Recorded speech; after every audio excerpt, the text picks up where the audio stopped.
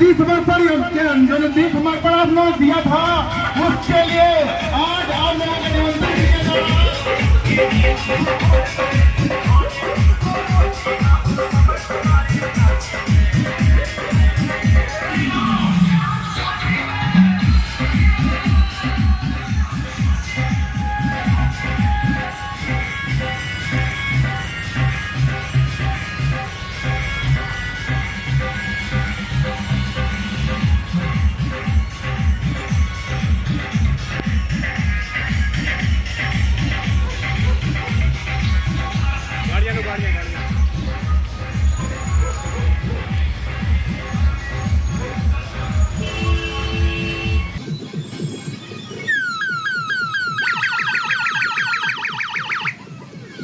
आपने अभी देखा कि कुछ देर पहले यहाँ पीछे जो रोड है ये मैं इस समय नौबस्ता में मौजूद हूँ। नौबस्ता जो एरिया है, नौबस्ता का बम्बा वाला ये एरिया कहा जाता है। बम्बा से इधर सीधे रोड गई हुई है, इधर यशोदा नगर की तरफ ये रोड गई हुई है, यशोदा नगर एरिया पड़ता है। तो ये आपने एक यात्रा देखी होगी, अभी निकली थी एक यात्रा और तमाम डीजे और ढोल नगाड़े और मतलब तमाम कह सकते हैं चकाचौंध थी इस यात्रा में, जिसके जरिए लोगों को निमंत्रण दिया जा रहा है कि भाई 22 जनवरी को अयोध्या में रामलला मंदिर में प्राण प्रतिष्ठा कार्यक्रम होना है, उसके लिए वो वहाँ पधारें, वहाँ जाएं।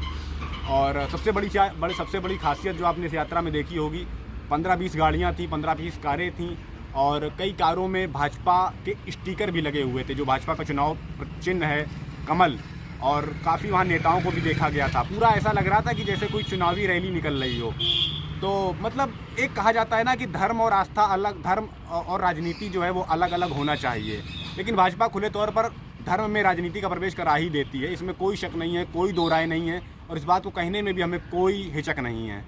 मतलब इसमें कोई शक ही नहीं रह जाता है कि यदि आप किसी धार्मिक यात्रा में, धार्मिक जुलूस में आप किसी राजनीतिक पार्टी के झंडे लगा रहे हैं, राजनीतिक पार्टी के स्टिकर लगी हुई गाड़ियाँ ले जा रहे हैं, तो इस बात में कोई शक नहीं रह जाता है कि आप धर्म की राजनीति करना चाहते हैं और आप उसी राजनीति के नाम पर जो है 24 का चुनाव लड़ना चाहते हैं। तो ये आपने देखा, एक यात्रा निकली थी और अब देखना ये होगा, दिलचस्प कहानी जो है वो ये है कि क्या भाजपा को इसका चुनावी लाभ मिलता है कि नहीं मिलता है, क्योंकि राम मंदिर की कहानी भाजपा के लिए इतनी आसान नहीं होने वाली है। ये जो मुद्दा है, शंकराचार्यों ने इसका बाइकआउट कर दिया है, प्राण प्रतिष्ठा समारोह में ना जाने का उन्होंने फैसला ले लिया है। एक बड़ा उन्होंने मैसेज दिया है हिंदुओं को, एक बड़ा संदेश दिया है कि भैया मंदिर अभी अधूरा है और हमारे धर्मशास्त्रों के अनुसार अधूरे मंदिर में प्राण प्रतिष्ठा समारोह जो है वो नहीं होना चाहिए। लेकिन क्यों हो रहा है, इसका जवाब आप सभी को मालूम है कि भाई भाजपा जो है, मोदी जी जो है वो चुनावी उसका लाभ लेना चाहते हैं, इसमें भी कोई शक नहीं है। और ऐसे में अब देखना ये होगा कि भाई शंकराचार्यों ने बाइकआउट कर दिया, यानी शंकराचार्यों ने ही नहीं, जो उनके अनुयायी हैं, शंकराचार्यों के चूँकि अनुयायी भी बहुत सारे लोग होते हैं, बहुत सारे लोग उनके फॉलोअर्स होते हैं, उन्होंने भी जाहिर सी बात है जब उनके गुरुओं ने बाइकआउट कर दिया है तो भाई वो भी बाइकआउट कर देंगे। इसमें तो कोई वो नहीं है, मतलब सभी लोग इसका विरोध करेंगे, सभी लोग इस फैसले का विरोध करेंगे। तो खैर अब समय तो ज़्यादा नहीं रह गया, प्राण प्रतिष्ठा समारोह में बहुत ज़्यादा टाइम नहीं रह गया है। तो ऐसे में यदि बीजेपी के लिए संभव हो कि भाई वो इस फैसले पर पुनर्विचार करना चाहे तो कर सकती है, अभी भी कुछ बहुत ज़्यादा बिगड़ा नहीं है। 22 जनवरी भी, अभी भी कुछ समय है 22 जनवरी में, थोड़ा सा अभी अभी थोड़ा सा इस फैसले पर विचार करने की ज़रूरत है, थोड़ा सा पुनर्विचार जिसे कहा जाता है।